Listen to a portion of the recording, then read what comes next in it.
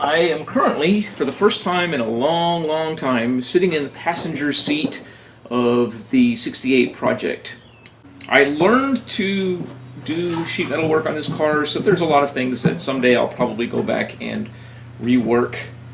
Um, but for right now, everything is safe, secure. I'm not worried about the car falling apart or breaking down. Any of the issues I have are cosmetic.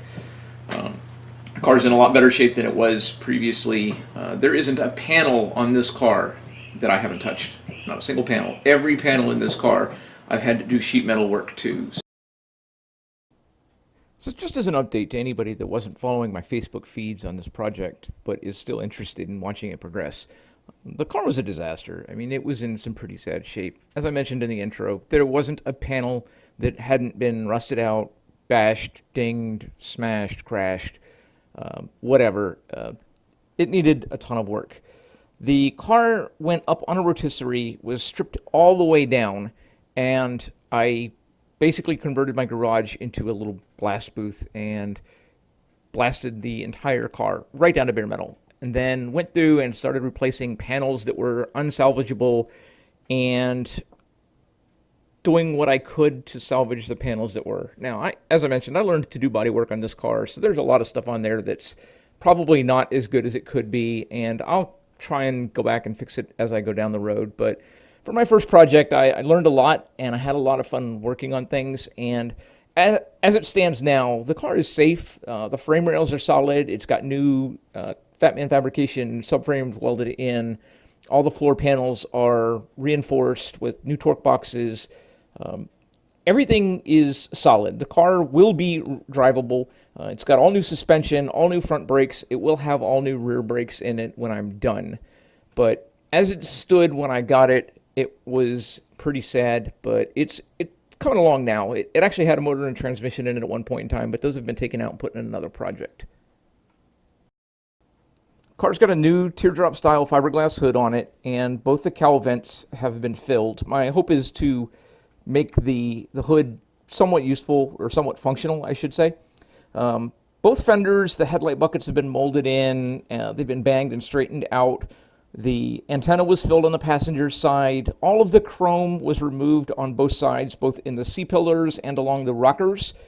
There were chrome strips that went all the way along the bottom of the doors, below the doors on both sides of the car.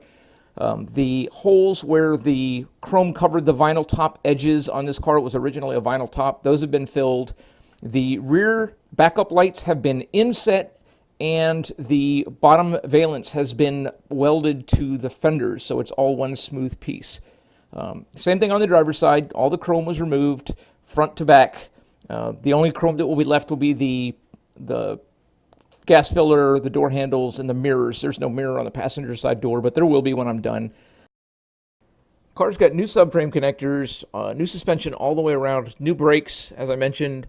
It's been arning dropped to help improve the handling. It's got an updated sway bar, upgraded sway bar, reinforced the strut towers. It's got new strut tower braces, new brake master cylinder, and an entire Christmas worth of presents hiding in the trunk, just waiting to put on a 302 motor. Car's come a long way, and still got a long way to go, but I'm actually working on it again, so it may get done sometime soon, someday, I should say.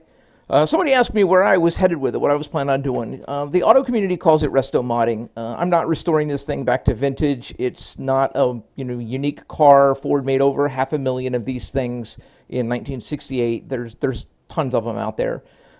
My plan and hope for this car when I'm done is to have something comfortable, drivable, modern, more modern and safe. I'm putting 3-point harnesses in it, seat belts in it, better seats, things like that. Things that'll make the car comfortable to drive, fun to drive, but safer. As safe as you can make a 68 Mustang without going through and redoing everything and adding airbags, because I'm not going to do that. I've got a couple of engine combinations in mind. The car was originally going to get a T5 5-speed transmission and a small 302, which is what most of the Mustangs came with in the 80s and early 90s.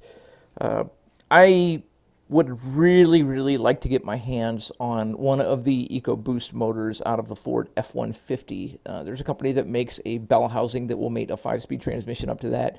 And I think if I could make that combination happen, this car should knock down pretty damn close to 30 miles to the gallon and still be a lot of fun to drive. So anyways, there's the intro. There's what is and is going to happen, or what has and is going to happen.